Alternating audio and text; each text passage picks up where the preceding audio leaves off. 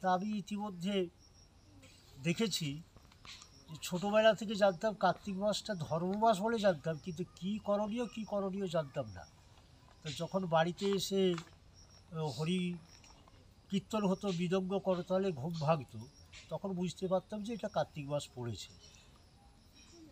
পরবর্তীকালে ইদানিং দেখছি বিগত 5 বছর বিভিন্ন গ্রামে নগর সংকীর্তন ভোরের বেলা বেরোচ্ছে।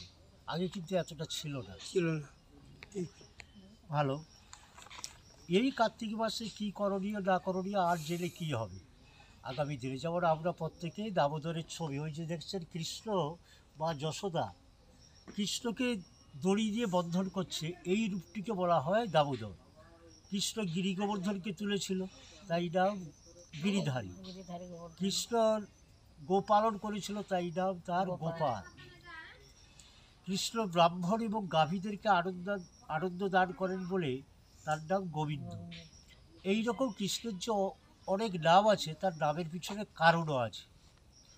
সেই রকম কৃষ্ণ যে এই জগতে এসেছিল, বৃন্দাবনে বিভিন্ন লীলা করেছিল, সেই লীলাগুলো কিন্তু এই কার্তিক মাসেই হয়েছে। যেমন রাধা কুণ্ডের আবির্ভাব, শ্যামকুণ্ড রাধাকুণ্ড বৃন্দাবনে আছে, কিন্তু এই রাধাকুণ্ডের আবির্ভাব এই কার্তিক মাসে হয়েছিল। গোবর্ধনের পূজা, বৌমা চলে যাবে।